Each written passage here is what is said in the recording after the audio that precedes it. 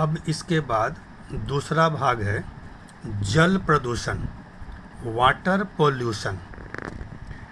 इसका भी अगर परिभाषा हमें कहना हो तो हम कह सकते हैं कि हमारा प्राकृतिक संपत्ति जो जल है, इसको विभिन्न कारणों से दूषित होने की क्रिया को हम जल प्रदूषण या वाटर पोल्यूशन कहते हैं। अब इसका हमें कारण जानना है तो अनेक कारण हैं।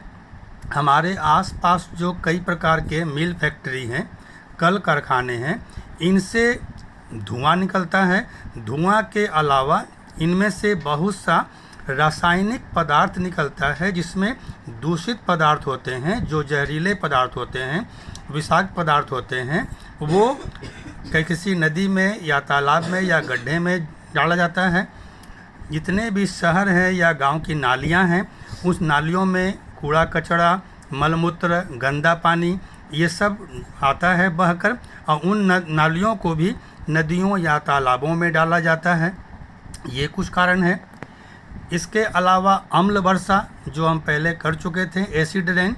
एसिड रेन जब होता है तो वो एसिड नदियों और तालाबों के जल में गिरता है, जिससे नदी और तालाब का जल अम्लीय एसिडिक हो जाता है, जिससे भी प्रभाव पड़ता है। इसके अलावा जो धातु उत्पादक उद्योग हैं, जिनसे मेटल तैयार होते हैं, उनसे भी बहुत से हानिकारक पदार्थ जैसे पारा, मरकरी, सीसा, लेड या पीबी, कैडमियम, ये सब कुछ विषैले पदार्थ निकलते हैं जो जल में, जिनको जल में डाल दिया जाता है और हमारा जो पीने वाला जल है उस स्रोत में वो मिल जाता है। कई भारत के राज्य हैं जिन राज्यों में फ्लोराइड की मात्रा अधिक होती है। ये फ्लोराइड हमारे पेयजल को, जिसको पानी को हम पीते हैं, इसको दूषित करता है। इसके अलावा बहुत से राज्यों में आर्सेनिक भी पाया जाता है।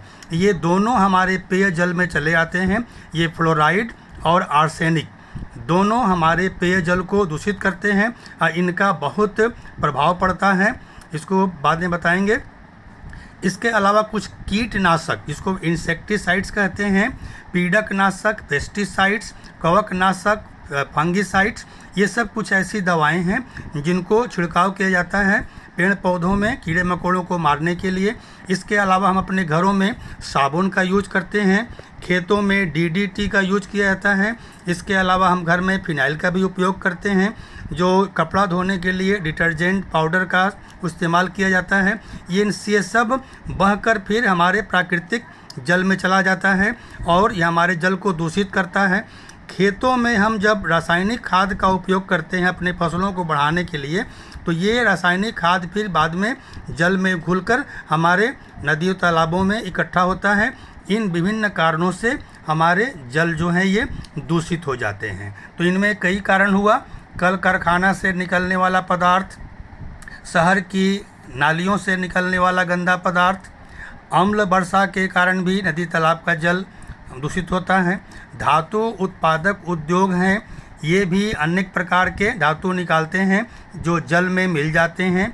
कई राज्यों में फ्लोराइड और आर्सेनिक होता है, ये भी हमारे पेयजल को नष्ट करते हैं। कीटनाशक दवा और पेस्टिसाइड, फंगिसाइड, साबुन, ये सब जो पदार्थ हैं ये हमारे पेयजल को काफ़ी नुकसान पहुंचाते हैं। तो ये सब कुछ कारण हैं जिससे जल हमारा दूषित होता है।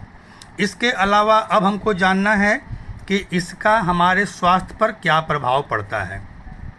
तो ये जो हानिकारक पदार्थ हमारे जल में, पेयजल में आ गए, इनको जब हम ग्रहण करते हैं तो विभिन्न प्रकार के रोग उत्पन्न होता है। इन जल को जब हम पीते हैं तो इनसे हैजा, टाइफाइड, डायरिया, अतिसार, जॉन्डिस, ये कई प्रकार के रोग हैं जो प्रदूषित जल के कारण हमें होता है। अगर फ्लोराइड की मात्रा बढ़ जाती है, अधिक हो जाती है या आती है, तो फ्लोरोसिस नामक एक रोग होता है। तो इस रोग का कारण क्या होता है? जो व्यक्ति अपंग मतलब वो चलने फिरने में सक्षम नहीं होता है, वो लंगड़ा लूला हो जाता है। इसके अलावा उनके दांत और हड्डियां भी गलने लगती हैं, ये बहुत ही उसका बुरा प्रभाव पड़ता है। अगर आर्सेनिक की मात्रा बढ़ने लगती है तो इससे दमा होता है। दमा ये सांस का रोग है, फेफड़े का रोग है। सिरोसिस ये लीवर का रोग है। इसके अलावा त्वचा का कैंसर, स्किन कैंसर भी इस आर्सेनिक के द्वारा होता है। और आर्सेनिक के कारण ही एक मेनोसिस रोग होता है। तो इसके लक्षण क्या है? इस रोग के कारण हमारे शरीर पर बड़े बड़े काले काले धब्बे पड़ने लगते हैं, दाग बड़े बड़े दिखाई पड़ने लगेंगे और हमारे जो पैर के तलवे हैं, इन तलवों में बड़ी बड़ी गांठें निकल आती हैं। ये बहुत ही भयानक रोग है जो आर्सेनिक के कारण होता है। तो ये फ्लोराइड और आर्सेनिक बहुत ही घातक है जो जल प्रदूषण के कारण होता है। इसके अलावा ये हमारा आर्सेनिक, लीड और मरकरी ये हमारे लीवर को, हमारे किडनी को, हमारे नर्वस सिस्टम, तंत्रिका तंत्र को प्रभावित करते हैं। इसके अलावा पेट संबंधी रोग, आंत संबंधी रोग ये पैदा करते हैं आर्सेनिक, लीड और मरकरी। अत्यधिक जो दूषित जल है, काफ़ी जो गंदा जल है, ये उसमें हम अगर नहाते भी हैं, तालाब का, नदी का पानी हो जो काफ़ी दूषित हो गया है, तो उसमें नहाने से हमें त्वचा संबंधी बहुत से रोग पैदा हो जाते हैं, जैसे खुजली पैदा होने लगता है, दाद हो जाता है। इसके अलावा हमारी आँखों में जलन होने लगती है और ये सब हमारा दूषित जल में नहाने से होता है। वही अगर दूषित जल हम खेतों में डालें तो सिंचाई के लायक भी नहीं रहता है। वो पानी अगर खेत में जाएगा तो वो फसल को नुकसान ही करेगा और वो मिट्टी की उर्वरा शक्ति को, फर्टिलिटी को भी वो कम कर देता है। तो ये सब कुछ ऐसा प्रभाव है जो हमारा जल प्रदूषण के कारण होता है। इसमें हमें एक और जाननी है, यूट्रोफिकेशन, जो परीक्षा की दृष्टि से बहुत ही महत्वपूर्ण है। यूट्रोफिकेशन क्या होता है?